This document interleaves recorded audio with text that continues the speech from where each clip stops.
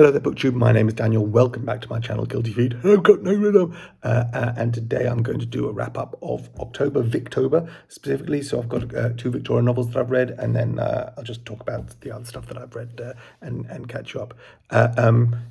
So Victober, I love Victober, and I'm coming this late, and I'll probably post this on the 1st November. But I do love watching other people's videos and following Victober. And while I read Victorian literature, and there's a whole bunch I've read, but there's a lot more that I haven't read. But Victober is just an opportunity to sort of focus. So I read two Victorian novels one novel and one autobiography in November, and I'll read other Victorian novels through the year. But this is a good opportunity to read two in 1 month. And had some fun with it. The first one I read, which actually I think one of the prompts of Victober was to read something by Conan Doyle or Wilkie Collins, and I've never read anything by Wilkie Collins till now, and I read The Moonstone. Now, usually I like to buy my classics in Penguin Classics, but I found this over the summer in the Ironbridge bookshop.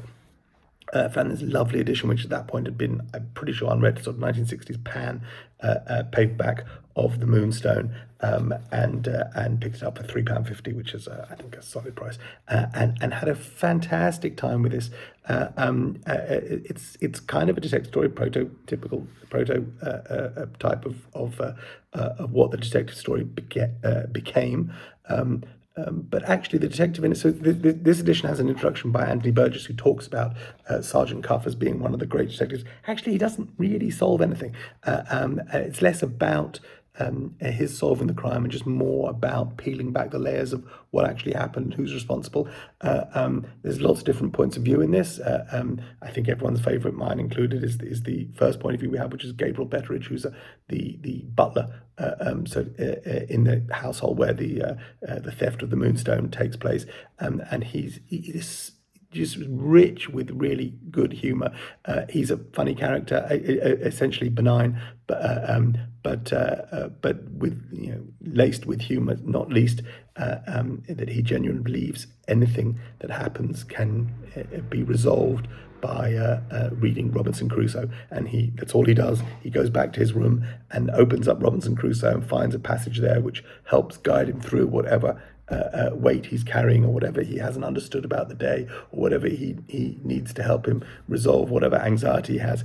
He finds Robinson Crusoe. Just a joyously fun character, and after the first narrator that we meet, and then we come back to him towards the end as well, but he shows up in other people's narrations. Just a good story, well told. I mean, there's a lot of it. How many pages? Like nearly 500 pages, which is a lot for a detective story, I think. Certainly more modern versions, or Agatha Christie onwards, all sort of coming around 200, 220 pages. So there's a lot of meat on the bone here, but it's fun, and it tears along, and was a really enjoyable read. I know he's very well loved by his contemporaries, Wilkie Collins. I'm not sure where I would go next. I guess there's The Woman in White, but there's a whole bunch of other Collins novels that I haven't read. I'd be interested to hear from people. What should I go next? I mean, my sense is, and again, it's the only one I've read, but reading around what people say, this might be the high point. But if there is another great Wilkie Collins novel that you think I will enjoy as much as this, please let me know in the comments. And then the other Victorian book that I read, I hope this counts in the prompt of Victober, was an autobiography by Anthony Trollope. I've read the 6 books in the Barsetshire Chronicles, and I've read the Palliser novels, which I think I like even more than the Barsetshire Chronicles. And I think when I finished that, I made a video about what Trollope I should read next, and I got some great suggestions in the comments. If you go back and find that video, it's worth looking at the comments just for all the different ideas that people had. And my idea was there would either be this or The Way We Live Now, or something like one of those. I think those are the two options I had. And I thought at the time, and then some of the comments backed this up, that this would be a good place to launch the rest of my reading of Trollope. I think that's been proven correct, partly because one of the things he does in this book is disparages may be too strong, but he certainly, as a very prolific writer, he talks about some of the books which he says, were not that successful or didn't really work for him, or he only has a line or two to say about them. So actually, I think one of the things that reading the autobiography has given me is it's released me from the burden of reading everything that Trollope ever wrote. I think in it from his own words, I don't think I need to do that. But there are books that he is more fond of than others, and books that he thinks were really good, even if they weren't so popular in their time. And this has given me some great direction of where to go next. The other thing he's great on in this, worth reading the chapters just where he talks about his contemporary writers and picks the best of those, and who he would recommend. And it's just fascinating stuff. And it's always fun reading writers on other writers. So I think first of all, that he puts at the highest level, and I don't think it's close, is Thackeray. And I read Vanity Fair for the first time last year, and really enjoyed that. And I think, and I said I wanted to read more Thackeray at the time, and he's convinced me that I should probably Henry Esmond. That's the one that Trollope has the most praise for, and I think that'll be what I'll look for at some point in the next year or so. And then there are other Trollope. Oh, he also got a lot of time for George Eliot. It's a really a great way, and it's a relatively short book. So what was this? 320 pages. So great on his own career and his own books. And so the ones that I've read, I enjoyed reading about. The ones that I haven't read, I got to pick some titles that I may. Rachel Ray, I think, he's very fond of, and there's some other ones in there as well. I'll go back, but I'll dip into this when I choose my next Trollope to try and see, what he said, and what he said about that. I can always go back and see how much he had to say and how positive it was before I dive into it. So this was actually a really fun, fast read that I would highly recommend if you're enjoying Trollope. I don't think you need to have read him exhaustively before you get to this, even though this was published posthumously. He wrote this in sort of 5-6 years before he died and left it for his son to publish after he died, which he duly did. So this was terrific. This is an autobiography by Andy Trollope, and this is the Penguin. The Penguin Trollope edition. So they, 10-15 years ago, Penguin republished all of Trollope's novels with this kind of cover with the portrait of Trollope on the front. And this is number 53 because it's the last one of the 53. I don't think that 53 includes much of his non-fiction, which he talks about here. He travelled to Australia and he travelled to America and wrote about those places, wrote non-fiction accounts of his visits there. And I don't think they were republished as part of this 53. I don't know how easy or hard they would be to track down. I'd be more interested in reading the novels than the non-fiction. But a prolific writer. I've spoken in the past about the anti-Semitism that shows up in some of his books, which is suboptimal. But as a writer, he's a joy, and I think one of my favourite Victorians, and I've still got lots more to read and enjoy. So those are the two Victorian novels I read, or Victorian works that I read in Victober, and I highly recommend them both. Other things that I read in the last month or two, last month, I think probably it's been a month since I spoke. I've got this book about surfing in Nazar. The book's called Nazar by Matt Magendie. I don't surf. I've read one other great surfing book, Barbarian Days, by William Finnegan, something like that, which is just one of the great sporting memoirs of all time. This isn't close to that, but Matt Magendie goes to Nazar, which is a beach resort in Portugal, which was sort of undiscovered till about 10-15 years ago, when a surfer, started noticing they had these enormous waves there, and it became a focus for specific kinds of surfers who wanted to go there and try and break records and try and test themselves.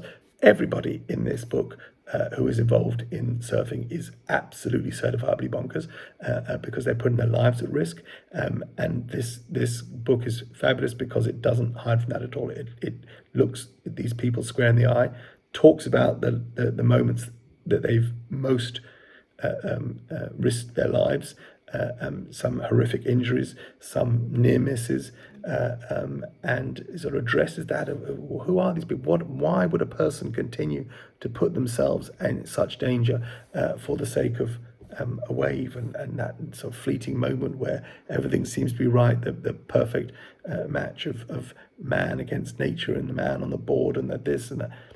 I don't really get it, but I got enough from the writing here to understand that there is an obsession, an obsessive part of each of the people, and it focuses on 5 characters. If you're into surfing, you might know the names.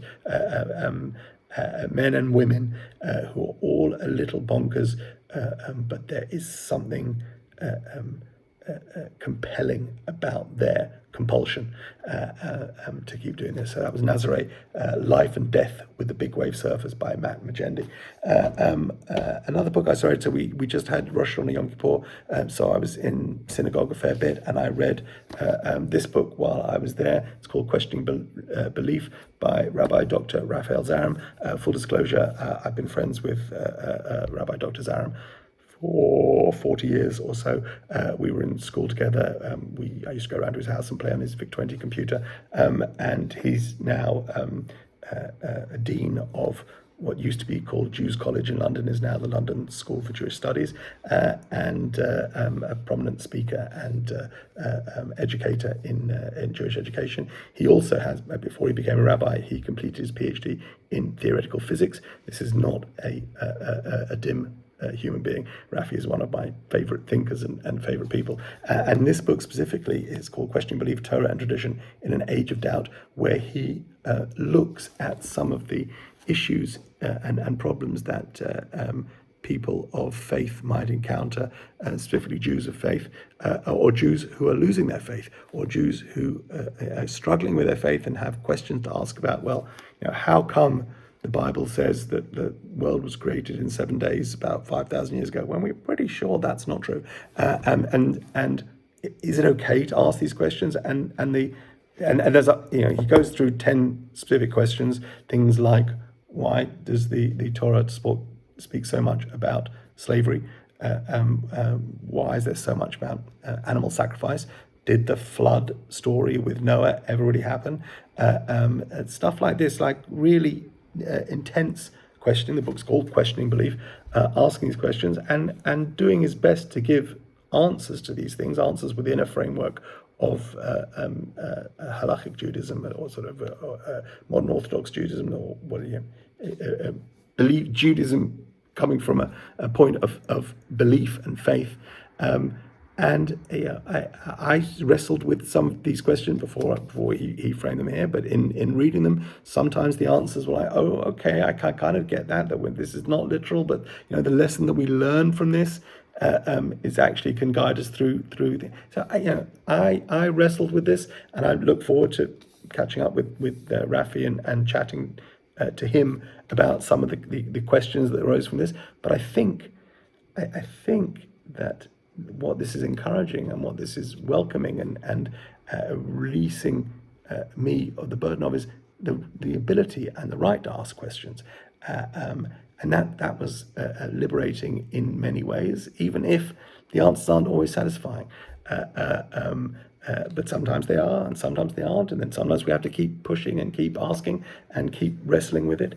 And there's the good reminder all the way through that the children of Israel, the name Israel, was given to one who wrestled with heaven itself, and so this is all about encouraging that questions are good, that wrestling and struggling with faith is part of the process, and so I enjoy this very much. That's Questioning Belief by Rabbi Dr. Raphael Elimelech Shilo Zaram, an old friend of mine, a very smart guy, and a successful author now. After that, I also read, I don't have it here because I've already lent it to somebody, the latest Richard Osman, which is not part of the Thursday Murder Club. He started a new series. The first book is called We Solve Murders. I really enjoyed it, loved it. I think it's slightly lighter fare than the Thursday Murder Club, which I think each one of them has got sort of more sophisticated and good murder mysteries. This is coming from a slightly different angle. It flies all over the world. They're on private jets, but it's still funny, it's still a bit wacky, it's still got a proper mystery at the heart of it. There's some spycraft in there, which is, if you read good spy novels, this is not a great version of that, but bags of fun. We Solve Murders by Richard Osman. As soon as I finished it, I had a friend who was waiting for it. My mum brought over. I'd ordered it from Amazon in the UK. My mum is here at the moment, and she'd brought it to us, and I read it and immediately ran around the corner and gave it to my friend who's reading it now. Right now, I'm reading another volume of Judge Dredd's case files. This is the complete case files number 7, and after this, I'll finish this tonight, tomorrow, and then over the weekend, I'm going to read the other book that my mum bought for me. So I ordered 2 books from Amazon, got them both half price, sent them to my mum's. She brought them out here. I know I said I wouldn't read any more millennial authors, but I have here Intermezzo by Sally Rooney, which I'm hoping to get to this weekend, even though Sally Rooney has made it very clear that she's boycotting me. She wouldn't appear on this channel. She wouldn't have anything to do with this. I'm not sure she'd even be happy that I'm reading her book because she is a signatory to a letter that thoroughly boycotts all Israeli cultural institutions, including this channel. So sorry, Sally, that you won't see this. I'm going to read your book over the weekend because I've heard great reviews, even though I didn't enjoy Beautiful World, Where Are You? You've had such great reviews of this. I'm actually looking forward to it. Take care. God bless. Bye.